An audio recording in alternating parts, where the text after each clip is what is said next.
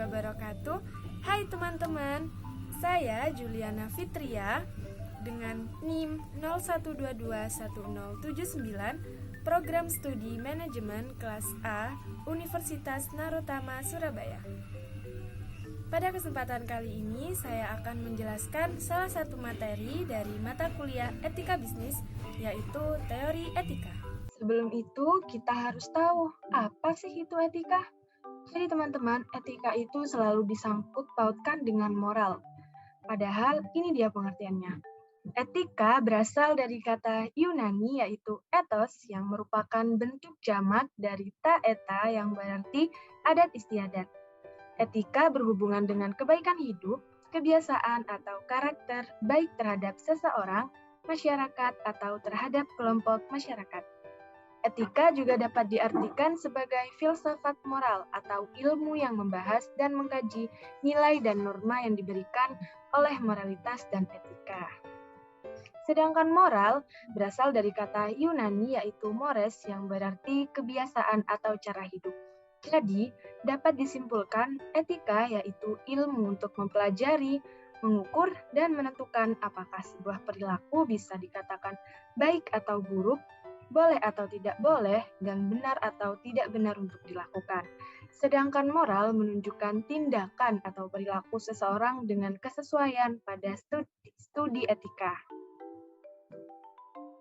Tahapan etika bisnis ada 3. Yang pertama, makro, di mana di sini kita akan mempelajari aspek-aspek moral dari sistem ekonomi secara total. Yang kedua, meso, di mana kita akan mempelajari persoalan etika dalam organisasi. Dan yang ketiga, mikro, di mana di sini memusatkan persoalan individual sehubungan dengan aktivitas ekonomi dan bisnis. Teori etika sendiri ada 5. Yang pertama, teori utilitarianisme. Yang kedua, teori deontologi. Yang ketiga, teori hak. Yang keempat, teori keutamaan. Dan yang kelima, teori relativisme. Yang pertama, teori utilitarianisme. Suatu kegiatan bisnis adalah baik dilakukan jika bisa memberikan manfaat kepada sebagian besar konsumen atau masyarakat. Penganut utilitarianisme mengusahakan melaksanakan perhitungan etis ekonomis dengan menghitung keuntungan dan kerugian atau kredit dan debit dalam bisnis. Yang kedua, teori deontologi. Berasal dari kata Yunani, deon berarti kewajiban, di mana yang menjadi dasar bagi baik buruknya suatu perbuatan pada teori ini adalah kewajiban seseorang untuk berbuat baik kepada sesama manusia. Yang ketiga, teori hak. Teori hak merupakan aspek dari teori deontologi, karena hak berhubungan dengan kewajiban, di mana seseorang biasanya memiliki hak sekaligus kewajiban untuk berlaku sesuatu kepada orang lain. Yang keempat, teori keutamaan. Keutamaan didefinisikan sebagai penggambaran watak mengenai perilaku seseorang dan memungkinkannya bertingkah laku baik secara moral, seperti kebijaksanaan, keadilan, kerendah hatian, bekerja keras, dan nilai-nilai keutamaan lainnya. Yang kelima, yang terakhir nih, teori relativisme, di mana dalam kondisi perilaku normal, maka setiap orang cenderung berperilaku baik. Mereka yakin bahwa adat istiadat, agama atau kepercayaan yang dianutnya dari daerah di mana ia dibesarkan diyakini merupakan adat istiadat terbaik dibanding yang lainnya.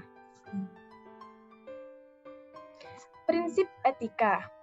Yang pertama, prinsip otonomi, di mana berdasarkan tuntunan hati, nurani, dan kesadaran diri.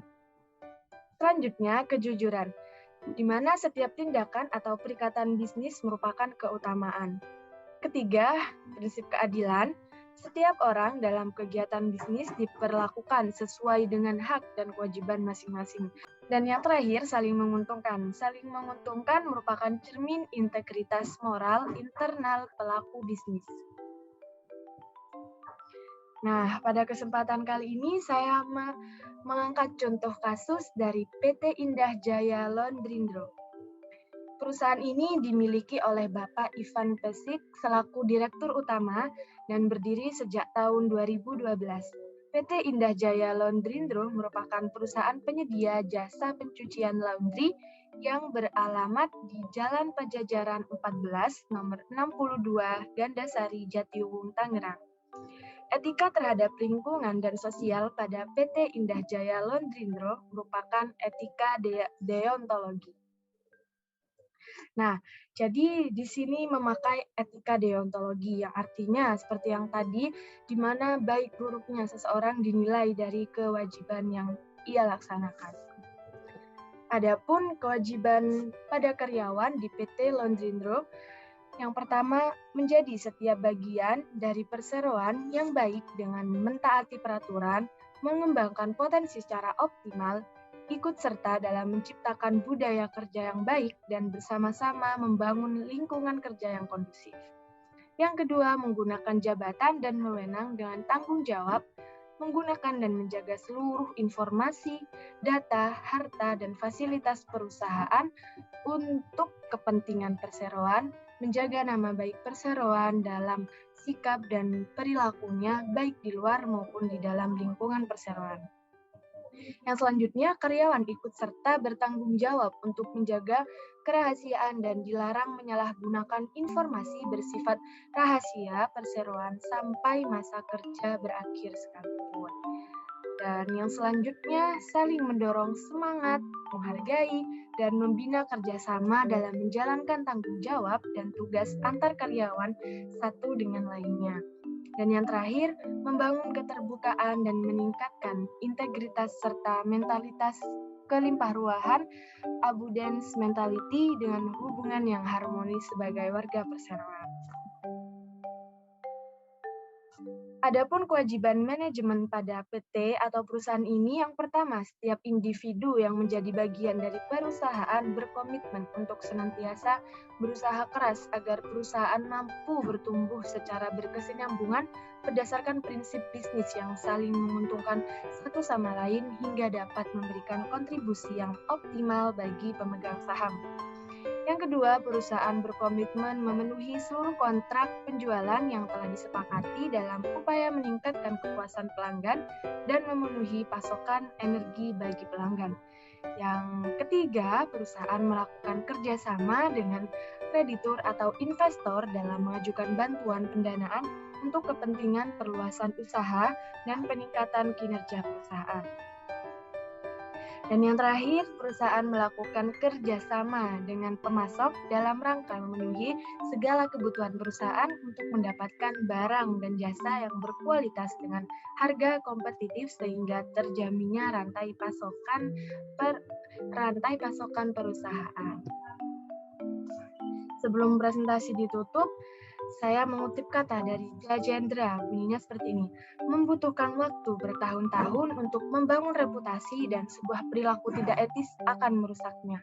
Nah, jadi etika ini sangat penting, terutama pada praktek bisnis.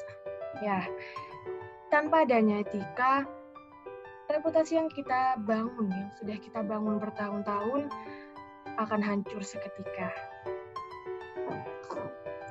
Kesimpulan dari presentasi saya tadi, yaitu dengan etika bisnis kita dapat memahami secara garis besar bahwa etika bisnis merupakan penerapan prinsip etika yang perlu diterapkan dalam kehidupan manusia, terutama dalam kegiatan bisnis. Dalam etika bisnis terdapat beberapa macam teori yang dapat digunakan sebagai dasar penilaian seseorang.